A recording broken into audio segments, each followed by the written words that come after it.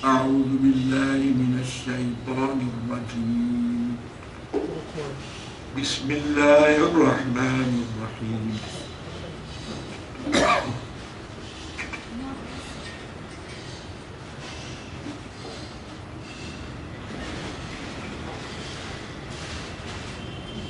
تنزيل الكتاب من الله العزيز الحكيم.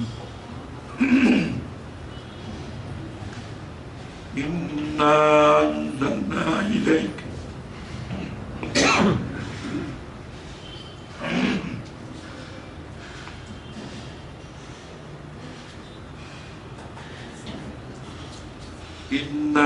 أنزلنا إليك الكتاب بالحق فاعبد الله مخلصا له الدين.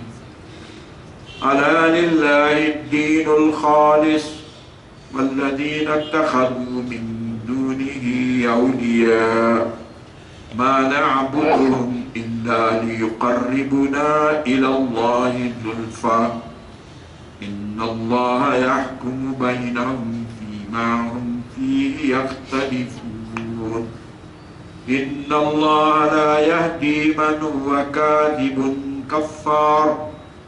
لو أراد الله أن يتخذ ولدا لاصطفى مما يخلق ما يشاء سبحانه هو الله الواحد القهار.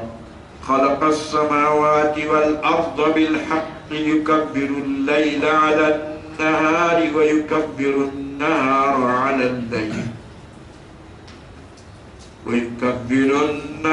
على الليل وسخر الشمس والقمر كل يجري لأجل مسمى ألا وهو العزيز الغفار. خلقكم من نفس واحدة ثم جعل منها زوجها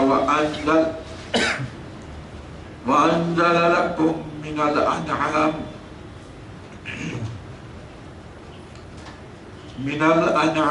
8 أزواج يخلقكم في بطون أمهاتكم خلقا من بعد خلق في ظلمات 3 ذلكم الله ربكم له الملك لا إله إلا هو فأنى تصرفون. إن تكفروا فإن الله غني عنكم ولا يرضى لعباده الكفر وإن تشكروا يرضه لكم ولا تزر وازرة وزر أخرى ثم إلى ربكم مرجعكم فينبئكم بما كنتم تعملون إنه عليم بذات الصدور. وإذا مس الإنسان ضر دعا ربه منيبا إليه ثم إذا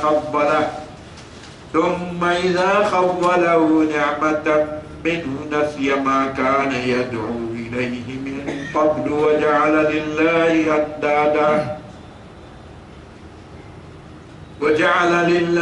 أندادا ليضل عن سبيله قل تمتع بكفرك قليلا إنك من أصحاب النار.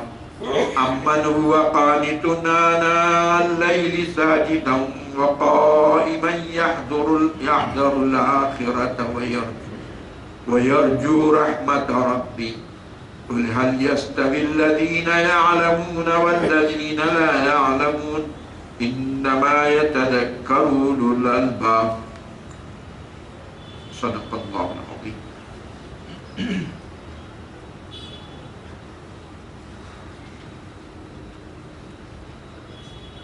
الحمدللہ ہم لوگ سورہ زمر جو 23ویں پارے میں ہے اس کو شروع کر رہے ہیں. زمر کے معنی جماعتیں، گروپ، پارٹی. تو چونکہ یہاں اس سورے میں آگے وسیق الذین کفروا الی جہنم زمرا وہ آیت میں استعمال ہوا ہے کہ کافر لوگ قیامت کے دن جماعت بجماعت گروپ بگروپ داخل ہوں گے. وہ لفظ کیونکہ اس میں استعمال ہوا ہے تو اس لحاظ سے اس سورت کا نام زمر ہے. اور سورے کا نام جو رکھا جاتا ہے وہ محض ایک علامت ہے سورے کو پہچاننے کے لیے. اس کا یہ مطلب نہیں ہوتا دنیا میں جیسی کتابیں لکھی جاتی ہے کہ اگر کسی نے زکوٰۃ پر کتاب لکھی تو وہ پوری کتاب میں زکوٰۃ، اس کے مسائل، اس کی قسمیں، اس کے جو کچھ متعلقات ہیں سب وہی بیان کرے گا. اسی طرح کسی نے اگر نماز پہ کتاب لکھی وہ نماز کے متعلقات، نماز کی قسمیں اور مسائل یہ وہ سب وہی لکھے گا اس پہ. قرآن مجید کا ایسا معاملہ نہیں.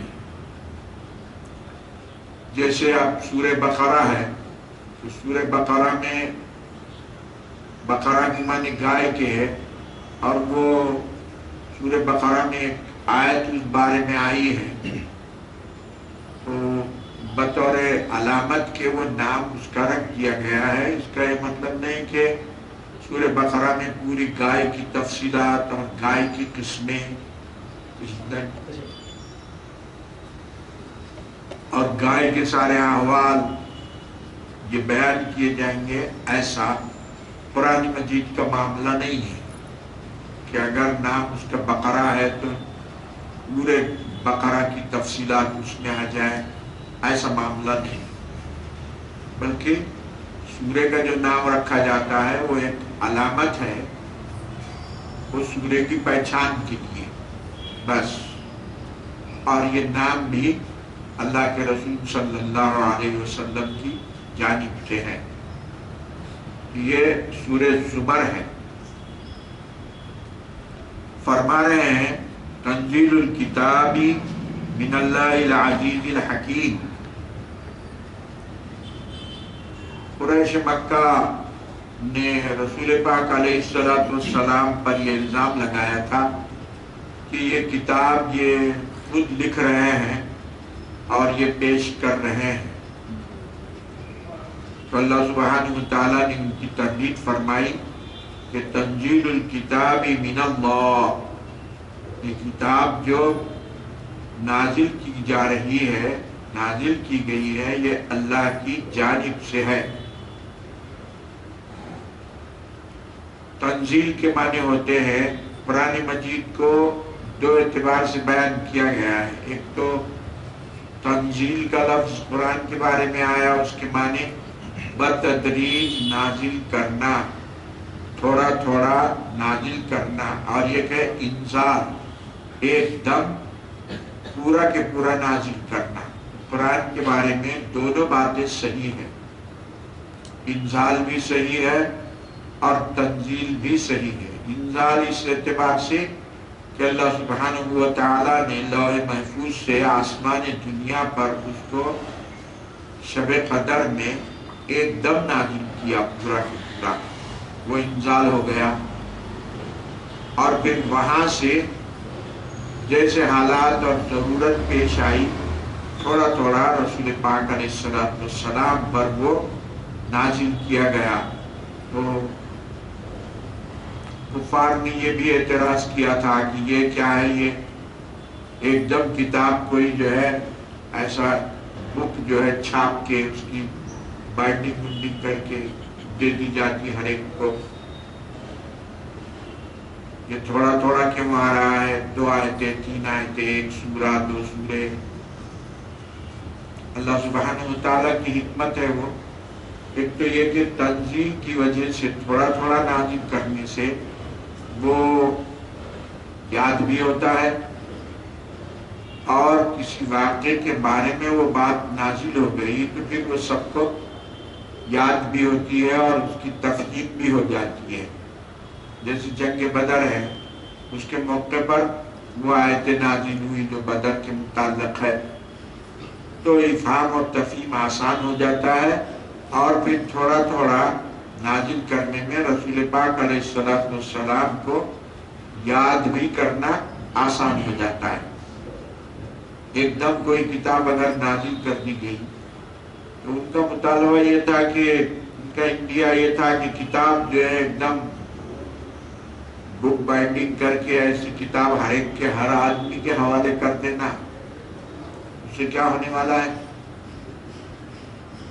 کتاب سے کیا ہونے والا ہے؟ کیونکہ کتاب آپ کو دے دی بھی جائے تو آپ کے سمجھ میں بھی آنا نہ ہو، تو اس لیے اللہ سبحانہ و تعالیٰ نے کوئی بھی کتاب ایسی نہیں نازل کی گئی کہ کوئی نبی نہیں آئے مگر کتاب آ گئی، ایسا نہیں ہوا کبھی، بلکہ نبی آئے اور نبی پر کتاب نازل کی گئی، تو وہ نبی کتاب کو تھوڑا تھوڑا لوگوں کو سمجھائے ہوئے۔ البتہ ایسا ہوا ہے کہ نبی تو آ گئے مگر کتاب نہیں آئی، نبی نے تعلیمات اللہ کی جو تھی وہ پہنچائی اور ان پر کتاب نہیں آئی، اس لیے نبی ان کو کہتے ہیں جن پر کتاب نازل نہیں کی گئی، اور رسول ان کو کہتے ہیں جن پر کتاب نازل کی گئی۔ تو نبی تو انہیں کو بولیں گے کہ جن پر اللہ نے وحی کی ہے، تو ہمارے رسول علیہ السلام نبی بھی ہیں اور رسول بھی ہیں۔ تو اب نبی چونکہ کتاب کو سمجھانا بھی ان کا کام ہے، پڑھانا بھی ان کا کام ہے، اور اس کے معنی اور مطالب بتانا، موقع محل کے لحاظ سے کیا بات درست ہے۔ چنانچہ قرآن مجید کی جو تفسیر ہے اس کا ایک طریقہ یہ ہے کہ قرآن مجید کی ایک آیت دوسرے آیت کی تشریح کرتی ہے، یہاں ایک بات اجمالاً بیان ہوتی ہے، دوسری جگہ اس کی تفصیل آتی ہے قرآن میں، تو قرآن خود قرآن کی تفسیر کرتا ہے۔ ایک جگہ حضرت موسیٰ کا واقعہ اجمال سے ہے، مختصر ہے، دوسری جگہ سورہ قصص میں تفصیل سے ہے۔ تو قرآن کی تفسیر خود قرآنی آیات سے ہوتی ہے ایک، دوسرا قرآن کی تفسیر احادیث مبارکہ سے ہوتی ہے، حدیث قرآن کی وضاحت کرتی ہے۔ یہ دو طریقے ہو گئے۔ اور قرآن کی تیسرا طریقہ عربی لغت ہے، عربی جو زبان ہے اس کے اپنے قواعد ہیں، اس کے اپنے ادب کے جو تقاضے، اس کے مطابق قرآن و حدیث کے بعد، تو اس واسطے قرآن مجید کو سمجھنا مشکل ہے بغیر حدیث کے، حدیث پاک کے بغیر قرآن کو سمجھنا مشکل ہے۔ اہل قرآن کچھ لوگ پیدا ہوئے تھے حالی عرصے میں مصر میں، تو وہ کہتے تھے کہ اللہ کے رسول کا کام ان کو قرآن پہنچانا تھا، وہ رسول ہے، لہذا انہوں نے پہنچا دیا اور بس ہو گیا، حدیث کو دیکھ رہی نہیں۔ تو کیسے سمجھ میں آئے گا؟ کتاب بغیر معلم کے سمجھ میں کیسے آئے گی؟ وہ فرقہ جو ہے وہ پنپ نہیں سکا اور وہ ختم ہو گیا، اور ان کی حجت بھی غلط تھی۔ یہاں بھی ایک صاحب آئے تھے بہت پہلے اور وہ ایسے یہ اعتراضات کرنے لگے۔ تو بہرحال بغیر نبی کے قرآن کو سمجھا نہیں جا سکتا، اس لیے اللہ سبحانہ تعالیٰ نے پہلے نبی بھیجے، ان کے اوپر کتاب نازل ہوئی، صحیفے آئے، انہوں نے سمجھایا اس کو۔ چنانچہ قرآن مجید میں خود ہے وَبَعَثْنَا رَسُولًا مِّنْهُمْ يَتْلُو عَلَيْهِمْ آيَاتِكَ وَيُعَلِّمُهُمُ الْكِتَابَ، اے اللہ ان میں ایک نبی کو بھیج، حضرت ابراہیم نے جو دعا فرمائی، نبی کو بھیج، کیوں؟ يُعَلِّمُهُمُ الْكِتَابَ وَالْحِكْمَةَ وَيُزَكِّيهِمْ، تاکہ وہ امت کو کتاب کی تلاوت سکھائیں۔ تلاوت خود ایک مقصد ہے۔ يُعَلِّمُهُمُ يَتْلُو عَلَيْهِمْ آيَاتِهِ وَيُزَكِّيهِمْ اور لوگوں کو پاک کرے، ان کے اخلاقیات کو درست کرے، وَيُعَلِّمُهُمُ الْكِتَابَ وَالْحِکْمَةَ اور ان کو حکمت بھی سکھائے لوگ۔ تو حضرت ابراہیم علیہ السلام نے اپنی نسل کے واسطے یہ دعا فرمائی، تو انہوں نے یہ نہیں کہا اے اللہ میری نسل کو تقوی والے بنا، طہارت والے بنا، عابد بنا، زاہد بنا، مومن بنا، نہیں، پہلے انہوں نے اے اللہ ان میں نبی بھیج، کیونکہ ان کو معلوم تھا کہ وہ نبی کے بغیر ایمان نہیں معلوم ہوگا، نبی کے بغیر تقوی نہیں معلوم ہوگا، نبی کے بغیر تزکیہ کیا ہے نہیں معلوم ہوگا۔ اب قرآن مجید میں نماز کے بارے میں 5 نمازیں ہیں، ان کے تذکرے قرآن میں ہے، 5 نمازوں کے، نہ ان کی رکعتوں کا ذکر ہے قرآن میں، نہ نماز کیسی پڑھنا وہ تذکرہ ہے۔ سب نبی علیہ السلام نے فرمایا صلو کما رأیتمونی اصلی، نماز پڑھو ایسے جیسے مجھے پڑھتے ہوئے دیکھتے ہو۔ ایک صاحب نماز پڑھ رہے تھے، حضور علیہ السلام صحابہ کے ساتھ مسجد میں بیٹھے ہوئے تھے، وہ نماز پڑھ کے جانے لگے، وہ عربی تھے، وہ تو گاؤں کے آدمی تھے، سیدھے سیدھے ہوتے، وہ انہوں نے نماز پڑھی تو حضور نے فرمایا صلی فإنک لم تصلی، پھر جائیے نماز پڑھیے، آپ نے نماز نہیں پڑھی ہے۔ وہ گئے، انہوں نے پھر نماز پڑھی، پھر تشریف لائے تو حضور نے فرمایا صلی فإنک لم تصلی، آپ جائیے آپ نماز پڑھیے، آپ نے نماز نہیں پڑھی ہے۔ پھر گئے وہ، آپ پھر آئے تو پھر حضور نے فرمایا کہ تمہاری نماز نہیں ہوئی، نماز جا کے پڑھو تیسری بار۔ تو انہوں نے کہا اللہ کے رسول علمنی ہا، اے اللہ کے رسول مجھے سکھائیے وہ نماز کیسی ہے، کیونکہ مجھے معلوم نہیں ہے، اس سے اچھی لاؤ، میں اس سے اچھی نہیں پڑھ سکتا، مجھے سکھائیے۔ تو حضور صلی اللہ علیہ وسلم نے وہ عربی کو جو نماز سکھائی، وہی نماز پوری فقہ کی کتابوں میں ویسی آئی، اور علماء کا طریقہ رہا ہے، کیونکہ حضور نے فرمایا کہ جیسے مجھے نماز پڑھتے ہوئے دیکھتے ہو ویسے نماز پڑھو، تو اس لیے طریقہ یہ رہا اساتذہ کا کہ وہ نماز بھی بچوں کو سکھاتے۔ اب وہ سلسلے سے ویسی آئی، اللہ کے رسول نے صحابہ کو سکھائی، صحابہ نے تابعین کو، تبع تابعین، ائمہ، صالحین، مومنین، درجہ بدرجہ وہ نماز ہوتی ہوئی آئی ہے۔ تو اب اگر آپ حدیث کو نہیں مانتے ہیں تو پھر نماز بھی پڑھنا مشکل ہے آپ کا، تو کیسا نماز پڑھیں گے آپ؟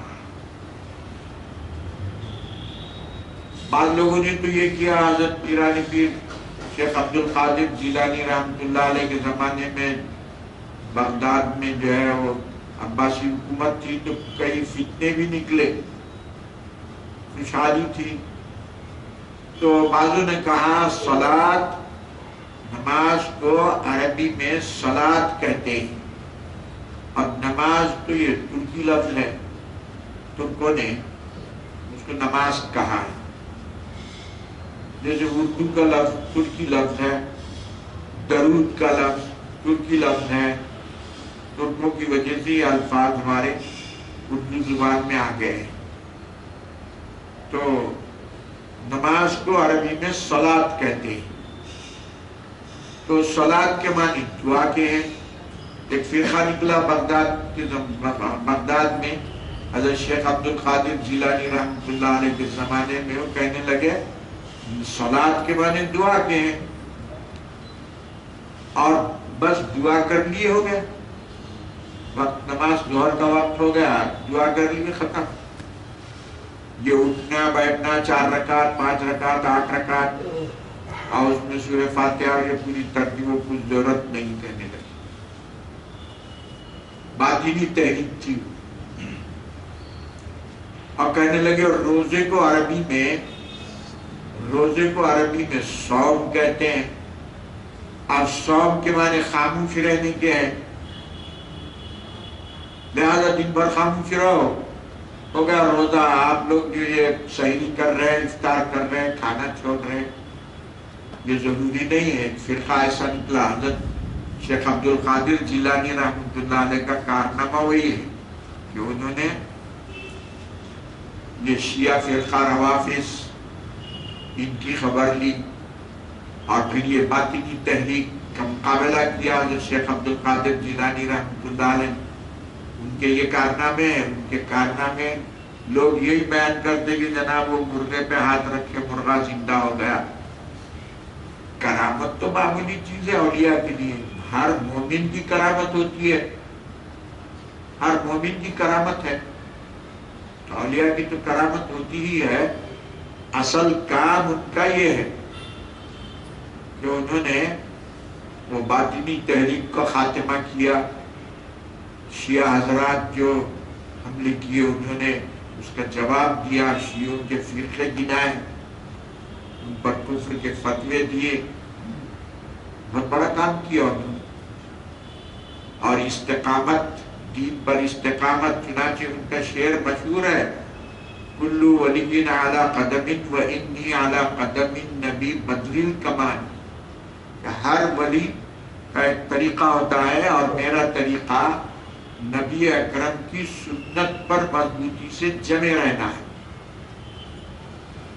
استقامت. اس لیے بزرگوں نے کہا دین پر جمے رہنا کرامت سے افضل ہے. کرامت کی کوئی اہمیت نہیں ہے. استقامت فوق الکرامت. تو بہرحال یہ فرمائے گے تنزیل کے معنی تھوڑا تھوڑا نازل کرنا. آسمان دنیا سے حضور پاک علیہ السلام پر حسب ضرورت 23 سال کی مدت میں قرآن کی تکمیل ہوئی.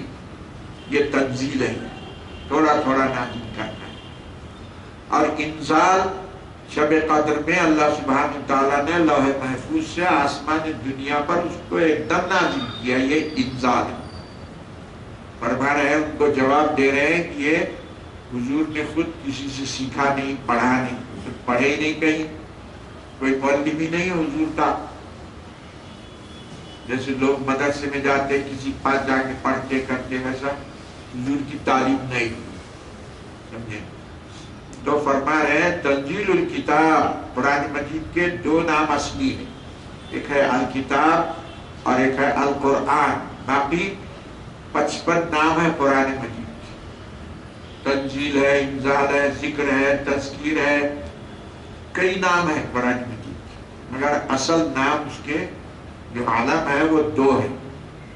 جیسے اللہ سبحانہ تعالیٰ کے علم جو ہے اللہ ہے اور صفات الہیہ بہت ہیں، تو اسی طرح قرآن کا جو اصل نام ہے وہ ہے الکتاب اور القرآن. تنزیل الکتاب، یہ جو کتاب نازل کی گئی ہے تھوڑی تھوڑی، من اللہ. آپ غلط کہہ رہے ہیں آپ لوگ، یہ اللہ کی جانب سے ہے. العزیز، اور اللہ بھی کوئی کمزور نہیں ہے کہ وہ جناب والے اس میں کتاب میں کوئی مکسنگ کر دے، لا کے اس کو ملا دے اور اس کو جو ہے خلط ملط کر دے.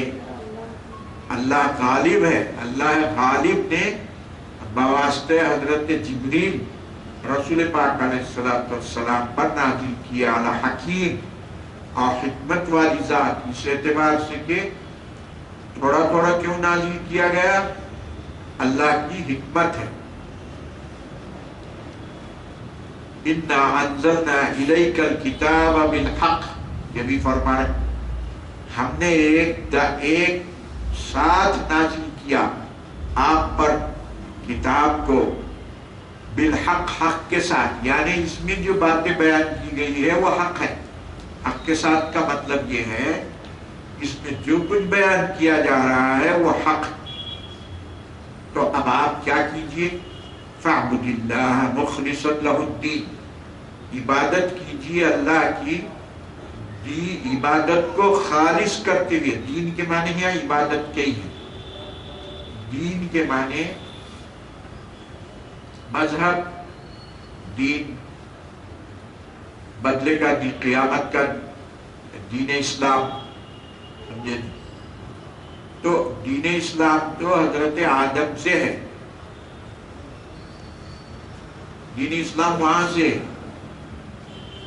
درمیان میں کچھ لوگوں نے گاؤں دیہات پہنچ کے لوگوں کو گمراہ کیا کہ دیکھیے یہ آپ کے پیغمبر کب آئے ہیں.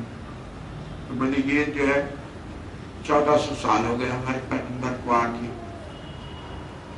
تو بولے اب یہ ہمارے پاس تو جو ہے جو ہندو مذہب ہے وہ تو بہت پہلے سے ہے، آپ کے پیغمبر تو 1400 سال سے آئے ہیں، تو ہم لوگ جو ہے اس سے پہلے کی چیز کو دیکھیں گے. حالانکہ حضور پاک علیہ السلام کی شریعت محمدیہ ہے اور دین آپ کا اسلام ہے، اور دین حضرت آدم سے چلا آ رہا ہو، کوئی کل کا نہیں ہے یہ. اور اس میں جو بنیادی باتیں ہیں اللہ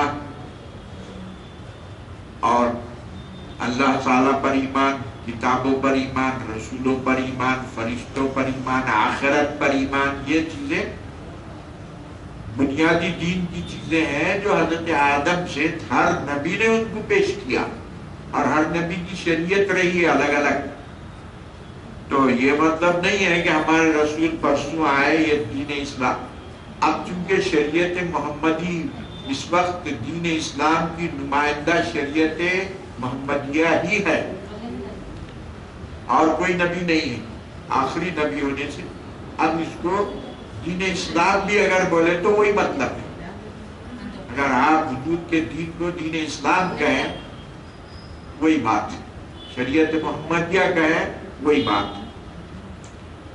اِنَّا أَنزَلْنَا إِلَيْكَ الْكِتَابَ بِالْحَقِّ، ہم نے آپ پر کتاب کو حق کے ساتھ، یعنی اس میں جتنی باتیں بتائی گئی ہے پوری حق ہے. فَاعْبُدِ اللَّهَ، آپ کیا کرو، آپ کام کیا ہے؟ عبادت کرو اللہ کی خالص کرتے ہوئے اس کے لیے عبادت کو، مطلب اخلاص سے عبادت کرو. اللہ کے رسول کو حکم ہو رہا ہے، تو اب اللہ کے رسول کو حکم دینا، مخاطب اللہ کے رسول ہے لیکن حکم ساری امت کو ہے کہ اخلاص سے عبادت کرو.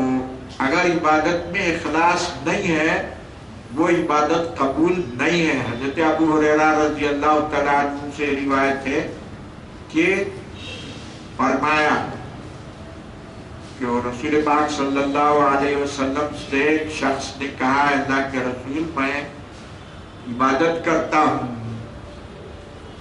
اللہ کی کو خوش کرنے کے لیے میں عبادت کرتا ہوں، لیکن مجھے اگر میری یہ نیت بھی ہوتی ہے کہ کوئی لوگ مجھے دیکھ کے میری تعریف بھی کریں گے، اور اللہ کی عبادت تو ہے چھے. تو حضور نے فرمایا وہ عبادت نہیں، جب تک کہ تم اللہ کے لیے خالص عبادت نہیں کرو گے. اب تو بہت مکس ہو گیا ہے، اخلاص کا وجود بہت کم ہے، شو پٹپ کاروبار بے حساب بڑھ گئے. چنانچہ مشہور حدیث ہے حضرت ابو ہریرہ رضی اللہ تعالیٰ عنہ سے کہ انہوں نے بیان کیا کہ اللہ کے رسول نے فرمایا کہ قیامت کے دن شہید کو لایا جائے گا. وہ شہید صاحب بولیں گے کہ اللہ میں نے تیرے راستے میں اپنی جان کٹائی. تو اللہ فرمائے گا تو جھوٹ کہہ رہا ہے، تو نے اس لیے بہادری سے لڑائی لڑی اور شہادت لی تاکہ لوگوں میں مشہور ہو جائے، تعریف ہو تیری. وقد قیل، اور تعریف ہو چکی. जहन्नम में इसको डाल।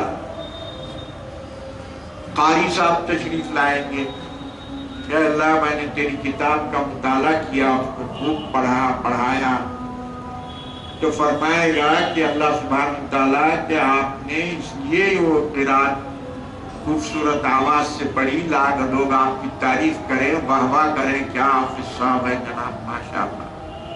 वो क़द क़ीला, वो हो गया खत्म, डालो इसको जहन्नम। सखी साहब आएंगे कि अल्लाह मैंने तेरे रास्ते में तेरी मस्जिदों की तामीर के लिए कितने पैसे दिया, मस्जिदों की मदरसों की तामीर के लिए गरीबों का ताउन किया, तो यही फरमाया जाएगा कि नहीं आप जो है ये चाहते थे कि आप सखी कहलाएं, फ़क़द क़ीला, और लोग बोल चुके आपको सखी हो, आपको मिल गया आपका अजर, डालो जहन्नम में। बड़ी खतरनाक सूरत हाल है ये। तो इस नुक्ते नजर से अगर देखें तो अल्लाह ही हाफिज है हम लोगों का, बस अल्लाह ही हिफाजत करे, समझे। और हुजूर ने फरमाया कि कोई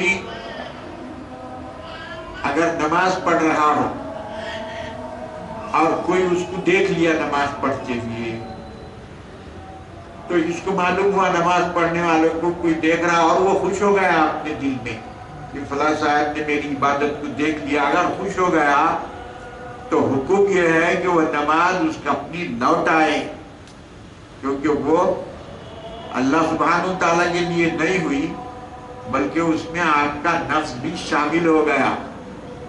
तो बड़ा नाजुक मामला है, अगर इखलास से अमल हो तो कई झगड़े खत्म हो जाएंगे।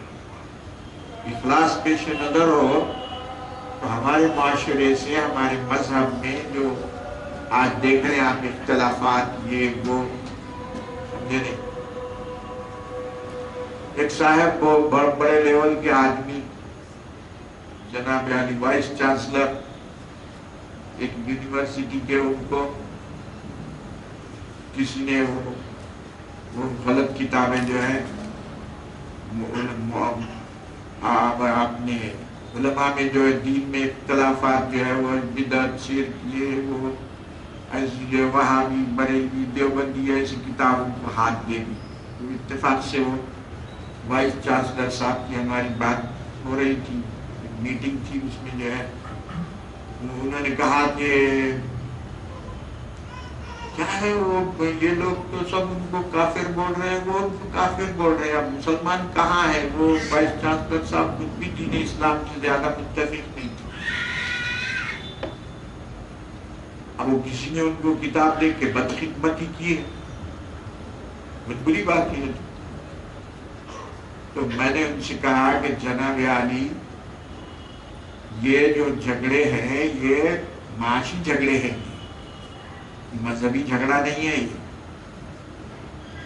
मैं चाहता हूं कि मुझे इमामत मिले, दूसरा चाहता है कि उसको इमामत मिले, मैं चाहता हूं कि मेरी जो आओ भगत हो, वो चाहता है कि उसकी आओ भगत हो। तो ये झगड़े माशियात के और मकाम मर्तबे के झगड़े हैं, ये दीन के झगड़े नहीं।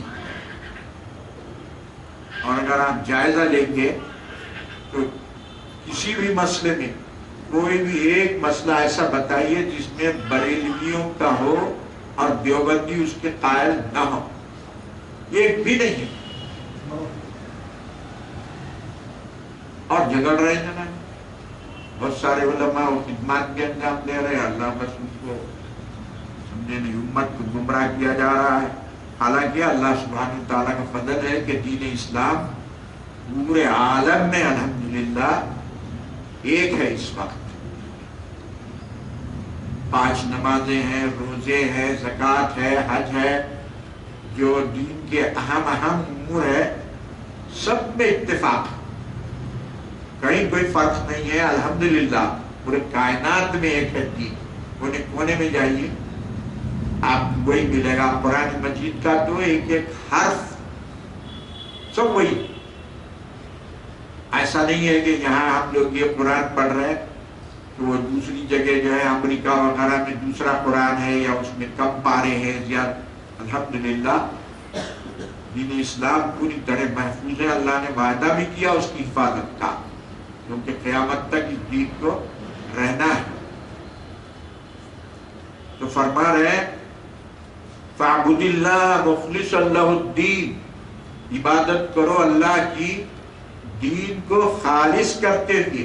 اور دوسری جگہ بھی قرآن کی اس کے بارے میں وَمَا أُمِرُوا إِلَّا لِيَعْبُدُوا اللَّهَ مُخْلِصِينَ لَهُ الدِّينَ، دین کو خالص کرتے ہوئے کرنے ہی کی ان کو حکم کیا گیا ہے. جہاں اخلاص نہ ہو وہ عبادت منہ پہ پھینک دی جاتی ہے. اب ہر آدمی دیکھ لے اپنا اپنا. الا للہ الدین الخالص، اللہ کے لیے دین خالص ہی دین ہے، اس میں کوئی شرک نہیں ہونا. اور ریاکاری کو تو حدیث شریف میں شرک خفی فرمایا ہے. بڑی سخت حدیثیں حضور نے فرمایا کہ شرک جو ہے کالی رات میں کالے چٹان پہ کالی چوٹی کی جو چال ہے اس کی آواز سے بھی زیادہ چھپا ہوا ہوتا ہے. شرک ریاکاری مطلب اتنے اندر سے آتی ہے.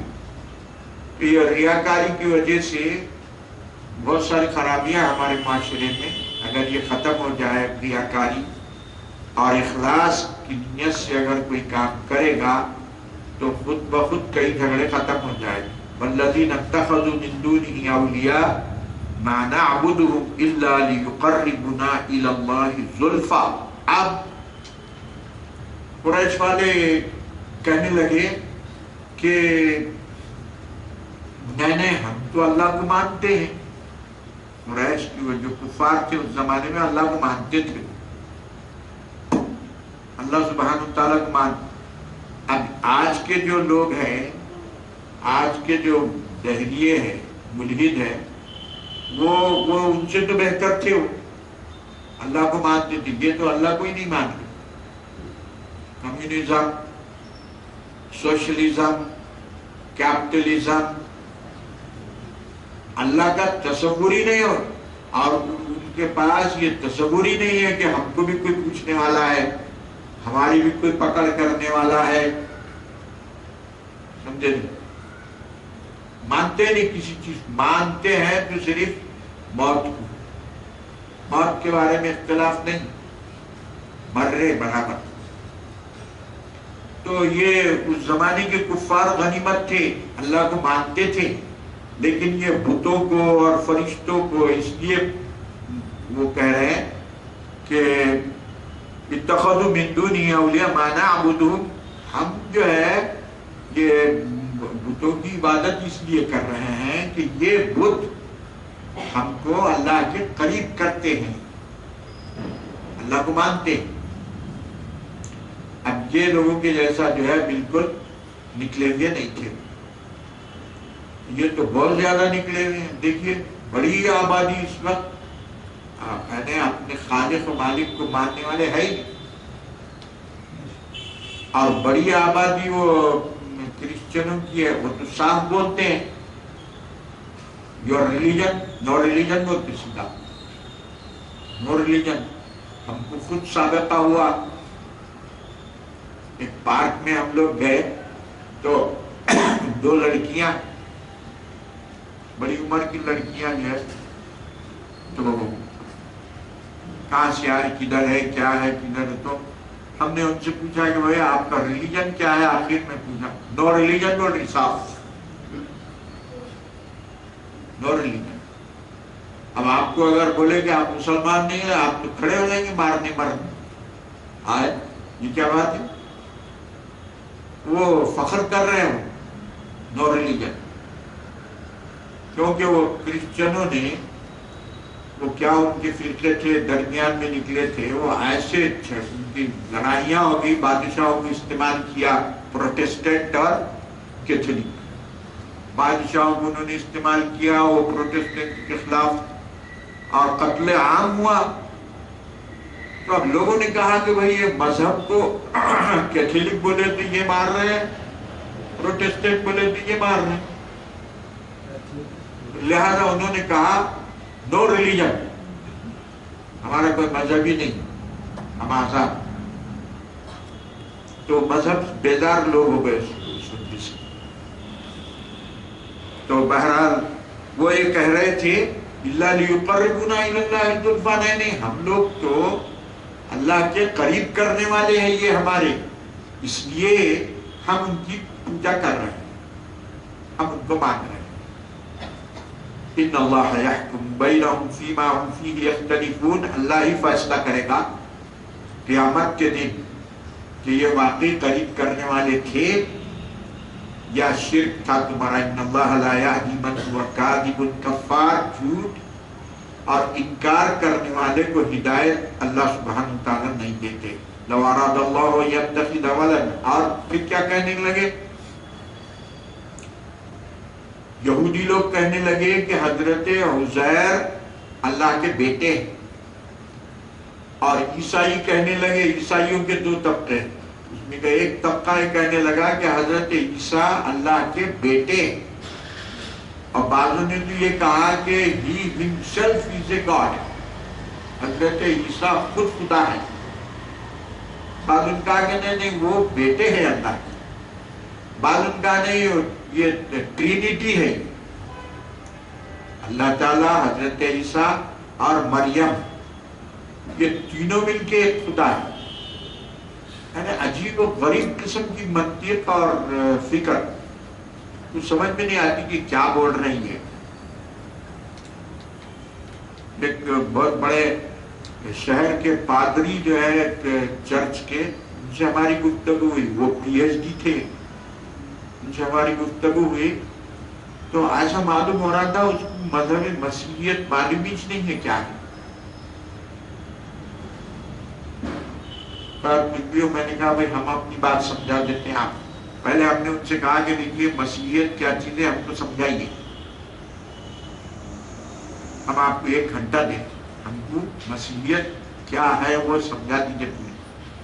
نہیں سمجھا سکے، وہ کچھ سمجھ میں نہیں آیا ہمارے. اور پھر PhD اور وہ پادری، ہم نے کہا بھائی ٹھیک ہے ہم تو آپ کو اسلام سمجھا دیتے. تو بول رہے ہیں، تو یہ ان کا یہ خیال کیا ہے، خیال یہودیوں کا کہ عزیر ابن اللہ، قرآن مجید میں ہے قالت الیہود عزیر ابن اللہ وقالت المسیح عیسی ابن اللہ، مسیح ابن اللہ بلکہ. تو اللہ سبحانہ تعالیٰ جواب دے رہے ہیں کہ اگر ہم کو اولاد بنانا ہی ہوتا، اللہ کو اگر اولاد کسی کو بنانا ہی مقصود، اچھا اولاد کیوں نہیں ہے اللہ کی؟ اس لیے کہ اللہ سبحانہ و تعالی نہ خود پیدا ہوا نہ اس کو کسی نے پیدا کیا. ولادت جو ہے یہ انسان کے مخلوق کا ہے حال، اللہ پیدا کیسا ہوگا؟ اب اپنے آپ یہ لوگ بول رہے نہیں رام یہاں پیدا ہوا، ارے بھائی جب رام خدا ہے پیدا کیسا ہوتا ہو؟ لیکن وہ کسی منطق کو ماننے کی قائل نہیں، بس جو اپنی بات ہے وہی. تو بول رہے ہیں کہ اللہ سبحانہ و تعالیٰ اگر چاہتا ہے اولاد بناتا، کوئی اولاد اگر ہے، اللہ کا کوئی بیٹا ہے تو باپ پانی ہے، تو باپ جو کام کرے گا، جو صفات باپ کے ہیں وہ بیٹے میں آئیں گے، تو جو قوت ہے وہ تقسیم ہو جائے گی. اگر دونوں میں سے ایک غالب آ گیا وہ مغلوب جو ہے پھر وہ خدا نہیں رہا. تو اس لیے اولاد ماننا صحیح نہیں ہے. تو فرما رہے اگر اللہ کو اولاد بنانا ہی ہوتا تو مخلوق میں سے کوئی اچھی مخلوق کو بنا لیتا. مما یشاء سبحانہ، اللہ سبحانہ تعالیٰ ایسے عیبوں سے پاک ہے. واللہ الواحد القہار، وہ اللہ کی ذات واحد ہے اور غالب ہے سب پہ اور سب مقہور ہے. کہ جو مقہور ہے وہ خدا کیسا ہوگا؟ اب اللہ کی قدرت بتا رہے ہیں. خلق السماوات والارض یہ آسمان و زمینوں کو پیدا کیا. اب کون بتاؤ کون ہے تمہارے پاس جو آسمان و زمینوں کو پیدا کرنے والا ہے؟ یکبر اللیل علی النہار، رات کو دن میں، دن کو رات میں تبدیل کرتا ہے. کبھی دن بڑا ہوتا ہے کبھی چھوٹا ہوتا ہے، دن چلے جاتا رات آتی. یہ اللہ کا کام ہے. یہ پھر یہ تمہارے کون ہیں جو یہ بنانے والے ہیں؟ وسخر الشمس والقمر، اور آسمانوں اور سورج اور چاند کو اس نے مسخر کیا. کون ہے اس کو تابع کرنے والا؟ جب یہ اتنی بڑی ذات ہے تو اس کے علاوہ دوسرے خدا کیسا ہو سکتے؟ کل یجری لاجل مسمى، سورج اور چاند چلتے ہیں ایک مدت تک. تو قرآن کی لحاظ سے فلسفہ قدیم اور فلسفہ جدید، یہ سائنس وغیرہ، سائنس تو جو ہے موم کی ناک ہے. وہ لوگ جو ہے آج ایک بات بولتے ہیں، اس کے بعد تجربے سے کوئی دوسری بات آ گئی تو بولتے یہ صحیح ہے، یہ ٹھیک ہے، ان کی بات یہ تو ٹھیک ہے. تو دونوں کے دونوں سورج کو ایک جگہ قائم مانتے ہیں. فلسفہ قدیم بھی اور یہ سائنس بھی مانتا ہے کہ سورج ایک جگہ رہتا ہے، زمین کی گردش سے رات دن بن رہے ہیں. اور اللہ سبحانہ وتعالیٰ فرما رہے ہیں سخر الشمس والقمر کل یجری، دونوں کے دونوں ہر ایک ان میں سے چلتا ہے. ابھی نو بول رہے نہیں چلتا، تو آئندہ ان کی بھی آنکھ کھلے گی، ان کو بھی معلوم ہوگا، وہ بھی قائل ہو جائیں گے کہ قرآن کی جو حقیقت ہے وہ کھل کے آئے گی ان کو. اب یہ رات دن کیسے بن رہے ہیں؟ اب رات دن کیسے بن رہے ہیں؟ یہ ساری چیزیں ہیں. آپ لوگوں کے تجربے کے لحاظ سے تو سب ناکام ہوتے چلے جا رہے ہیں بتدریج. اللہ سبحانہ وتعالیٰ فرما رہا ہے ہر ایک ان میں سے چلتا ہے اور ایک مدت مقرر قیامت تک چلے گا. اللہ هو العزیز الغفار، خبردار ہو جاؤ، اللہ سبحانہ وتعالیٰ زبردست غالب ہے اور بخشنے والا ہے. خلقکم من نفس واحدہ، اور پھر اللہ کی قدرت دیکھیے کہ ایک جان سے آپ کو پیدا کیا اللہ نے. ثم جعل منها زوجها، اسی جان سے ان کی بیوی کو بنایا. وانزل لکم من الانعام ثمانیۃ ازواج، اور 8 قسم کے اصل جوڑے جانوروں کے تمہارے خاطر پیدا فرمائے. تو پھر تم پیدا کرتے ہو یہ. یخلق فی بطون امہاتکم خلقا من بعد خلق فی ظلمات ثلاث، تمہاری ماؤں کے پیٹ میں تم کو اللہ پیدا کرتا ہے بتدریج. پہلے پانی، نطفہ، اس کے بعد وہ لوتھڑا، اس کے بعد بوٹی، اس کے بعد ہڈی. سائنس نے اس کو تسلیم کر لیا. تو قرآن مجید نے جو ترتیب بتائی تخلیق کی وہ بالکل صحیح ہے. فی ظلمات ثلاث، اور وہ 3 انڈا ہے، انڈے میں بچہ جو ہے مرغی کا بچہ، اس کو کون کھانا پانی پہنچا رہا ہو؟ انڈے میں، انڈے میں بند ہے چاروں طرف سے، نہ اس کو کہیں سوراخ ہے نہ کچھ ہے، نہ ہوا جا رہی نہ پانی جا رہا، اور زندہ ہے، انہیں کون رکھ رہا زندہ اس کو؟ اتنا بھی نہیں سمجھ میں آ رہا. تو فرما رہے ہیں کہ 3 اندھیریوں میں ہم نے تم کو ماں کے پیٹ میں پیدا کیا ہے. 3 اندھیریوں سے مراد ایک تو پیٹ ہے، دوسرا جو ہے وہ رحم ہے، اور تیسرا اس کی جو تھیلی ہے. یہ 3 اندھیروں کے اندر اللہ سبحانہ وتعالیٰ تم کو پیدا کر رہا ہے. کمال نہیں ہے؟ پھر یہ خالق نہیں ہے تو پھر دوسرے خالق کو کہاں ڈھونڈتے ہو؟ ذالکم اللہ ربکم، یہی کمالات والا، قدرت والا تمہارا رب ہے. لہ الملک، اسی کی چلتی ہے.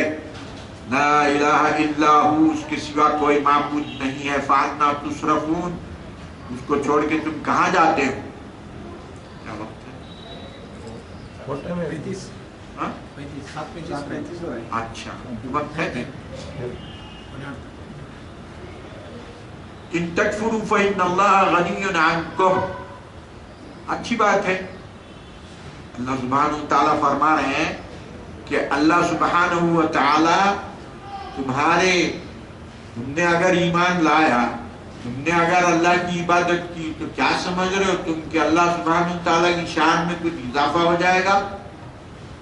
فرما رہے کہ ان تکفروا، اگر ساری کی ساری دنیا، پوری کے پورا عالم کفر اختیار کرے، گناہ اختیار کرے، کفر اختیار کرے، نہ مانے اللہ کو، تو غنی وہ بے نیاز ہے، اس کی شان میں ذرہ برابر بھی کمی ہونے والی نہیں، اور وہ ایمان کی دعوت اس لیے نہیں دے رہے کہ ان کا کچھ فائدہ ہو رہا ہے، تمہارے فائدے کے لیے۔ اور اگر سارا عالم، حدیث شریف میں بھی ہے، سارا عالم اگر فاسق ہو جائے یا عبادت گزار ہو جائے، سب کے سب اللہ کی عبادت میں مصروف ہے، تو اللہ کی شان میں ذرا برابر بھی اضافہ ہونے والا نہیں۔ ایمان کی بات ہو رہی ہے تمہارے فائدے کے لیے، کفر سے روکا جا رہا ہے تمہارے فائدے کے لیے، اللہ کو کوئی منفعت اور فائدہ نہیں ہے۔ غنی اللہ بے نیاز ہے، کوئی چیز کی ضرورت نہیں ہے اس کو، وہ حاجت مند نہیں ہے کسی کا۔ وَلَا يَرْضَى لِعِبَادِهِ الْكُفْرِ، اور اللہ سبحانہ و تعالیٰ نے تو سب پیدا کیا، خیر شر، ہم لوگوں کو تو بچپن سے ہمارے ماں باپ نے سکھا دیا، خیرہ و شرہ من اللہ تعالی والبعث بعد الموت، خیر شر سب اللہ کی جانب سے ہے، اور آپ کو اختیار دیا گیا ہے، کفر اختیار کرو کہ ایمان اختیار کرو، شر آپ جو ہے نیکی بھی کر سکتے ہیں، برائی بھی کر سکتے ہیں۔ وَلَا يَرْضَى لِعِبَادِهِ الْكُفْرِ، لیکن یہ یاد رکھو اللہ سبحانہ و تعالیٰ اپنے بندوں کے لیے کفر کو پسند نہیں کرتا، کفر سے راضی نہیں ہوتا۔ وَإِن تَشْكُرُوا يَرْضَهُ لَكُمْ، اور اگر تم شکر ادا کرو گے اللہ کا تو اس کو پسند کرتا ہے، کیونکہ تمہارا فائدہ اس سے ہے۔ وَلَا تَزِرُ وَازِرَةٌ وِزْرَ أُخْرَى، اور یہ یاد رکھو کہ کوئی بوجھ اٹھانے والا دوسروں کا بوجھ نہیں اٹھائے گا۔ مطلب یہ ہے، وہ مسیح کرسچنوں نے انہوں نے کہا کہ صاحب یہ حضرت عیسیٰ علیہ السلام نے جو ہے اپنی جان دے دی، بلیدان دے دیا اپنے آپ کا، اور سارے انسانوں کے قصوروں کے کو جو ہے انہوں نے اپنی جان دے کے صلیب پہ چڑھ گئے وہ، اور سب کی جانب سے فدیہ اور بلیدان دے دیا ہے، اور سب آپ کچھ بھی کر سکتے ہیں، آپ کے چھٹکارے کا سامان انہوں نے کر، کیوں بھائی گناہ میں نے کیا، اور وہ کیوں سولی پہ چڑھے؟ اللہ سبحانہ وتعالی فرما رہا ہے لا تزر وازرۃ وزر اخرى، کوئی کسی کا بوجھ نہیں اٹھائے گا، جو کا بھلا کرے گا اس کا بھلا ہوگا، جو برا کرے گا اس کا برا ہوگا، اسی کو وہ اٹھانا پڑے گا۔ ثم الی ربکم مرجعکم، اور پھر یہ یاد رکھو کہ تم سب کو اللہ کے پاس جانا ہے، فینبئکم بما کنتم تعملون، اور اللہ سبحانہ و تعالیٰ تمہارے اعمال کی تم کو خبر دے گا، مطلب اگر اچھے رہے تو آپ کو جزا دے گا خیر کی، اور اگر برے رہے تو جہنم واصل کرے گا، انہ علیم بذات الصدور۔ اور یہ بھی یاد رکھ لو کہ اللہ سبحانہ و تعالیٰ کی ذات سینوں کے بھیدوں سے پوری طرح واقف ہے۔ وَإِذَا مَسَّ الْإِنسَانَ ضُرٌّ دَعَا رَبَّهُ مُنِيبًا إِلَيْهِ، اور ایک کام یہ تھا قریش والوں کا، سمندر میں جب سفر کرتے اور دیکھتے کہ کشتی ڈاوا ڈولا ڈوبنے کو ہے، اللہ کو پکارتے تھے، معلوم تھا کہ یہ بچانے والا ہے، اللہ سے دعا کرتے، پکارتے، گڑ گڑاتے، اور جب پھر کشتی نجات پا گئی پھر جو ہے اپنے بتوں کی طرف رجوع ہوتے تھے۔ حضرت ابو سفیان رضی اللہ تعالیٰ نے ایمان لا لیے، اس کے بعد حضرت عباس نے ان سے پوچھا بھئی آپ اتنے سمجھدار، ابو سفیان بولے جو سردار تھے وہ عربوں کے، بہت بڑے آدمی تھے وہ. تو حضرت عباس نے ان سے پوچھا ایمان لانے کے بعد، ارے بھائی آپ جیسا عقل مند آدمی وہ بتوں کی پوجا کیسے کرتا تھا؟ تو حضرت ابو سفیان نے کہا بتوں کی پوجا نہیں کرتے تو کیا کرتے؟ کانت عبادتنا و تجارتنا، ہماری عبادت بھی تھی، بزنس بھی تھا. اس واسطے 360 بت وہاں رکھ دیے تھے، اب باضابطہ تقسیم کر دیے تھے کہ آج کا نذرانہ ان کو، کل کا نذرانہ ان کو، پوری تقسیم ہے. تو فرما رہے ہیں کہ تو یہ کام کرتے تھے. وَإِذَا مَسَّ الْإِنسَانَ ضُرٌّ دَعَا رَبَّهُ، جب انسان کو تکلیف پہنچتی ہے تو اپنے رب کو پکارتا ہے. مُنِيبًا إِلَيْهِ، رجوع ہوتے ہوئے اس کی طرف. ثُمَّ إِذَا سَبِّحَ اللَّهُ بِحَمْدِهِ وَالْمَلَائِكَةُ مِنْ خِيفَتِهِ، مُنِيبًا إِلَيْهِ، اللہ کی طرف رجوع ہوتے ہوئے. ثُمَّ إِذَا خَفَّ لَهُ نِعْمَةً مِنْهُ نَسِيَ مَا كَانَ يَدْعُو إِلَيْهِ مِنْ قَبْلُ، اور جب اللہ نے نعمت دے دیا، نجات دے دیا، سمندر سے آزاد ہو گئے، چھٹکارا پا گئے، پھر وہ اپنی پرانی چال پر. وَجَعَلَ لِلَّهِ أَنْدَادًا، اور اللہ کے لیے انہوں نے شریک کر دیے تھے. لِيُضِلَّ عَنْ سَبِيلِهِ، تاکہ اللہ کے راستے سے لوگوں کو گمراہ کرے. قُلْ تَمَتَّعْ بِكُفْرِكَ قَلِيلًا، آپ فرما دیجئے اے رسول، یہ کفر کے جو فائدے ہیں چند دن جو دنیا کے ہیں اس سے فائدہ اٹھا لو.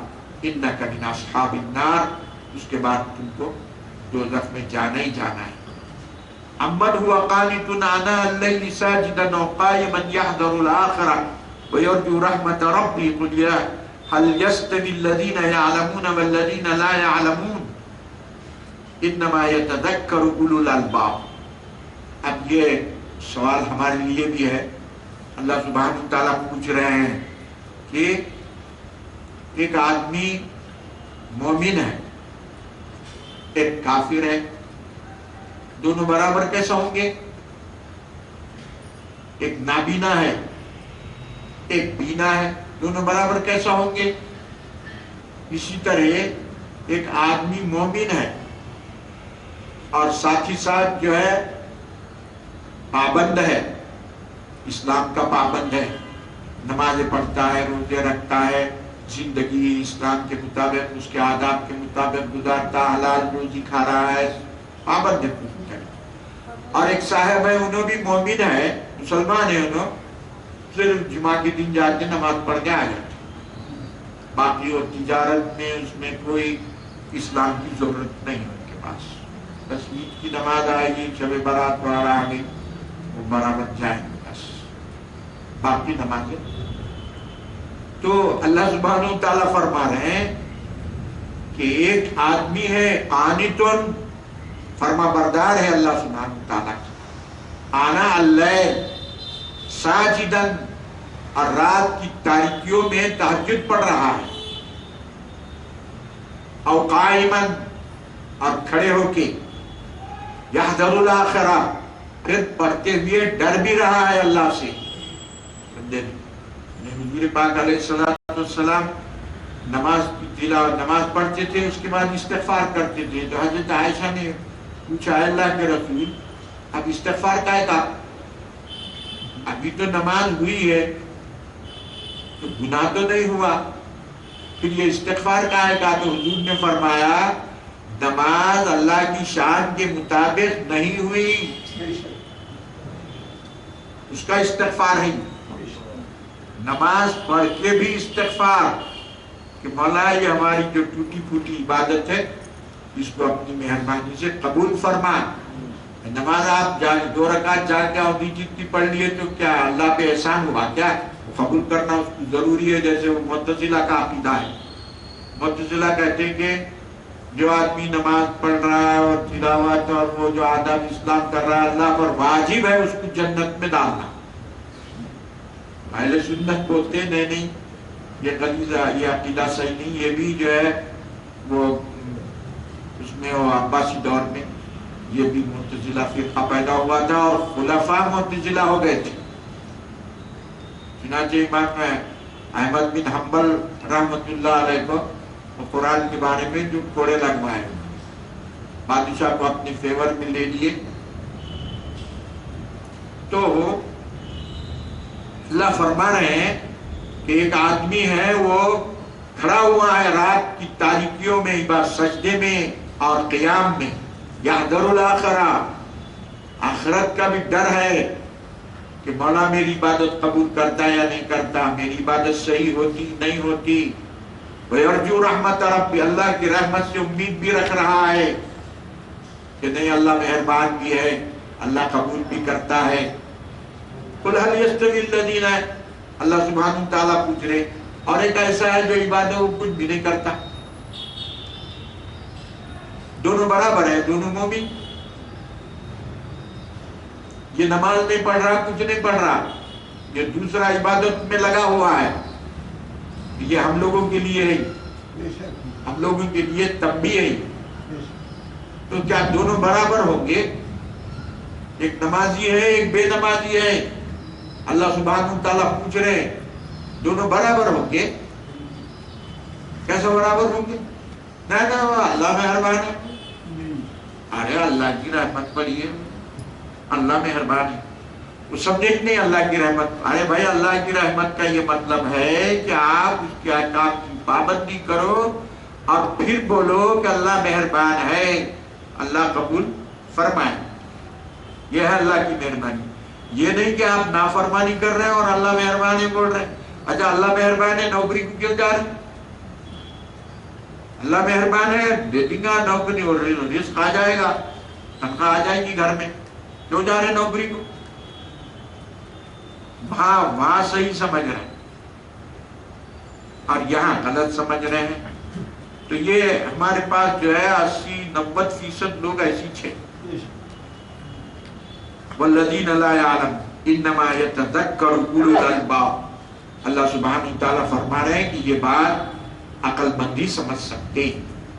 تو بزرگوں نے مفسرین نے اس کا جو ہے یہ آیت سے اس کی تہجد کی فضیلت نکالی ہے، تہجد کتنی فضیلت کی چیز ہے، اللہ سبحانہ تعالیٰ نے ان کی تعریف فرمائی۔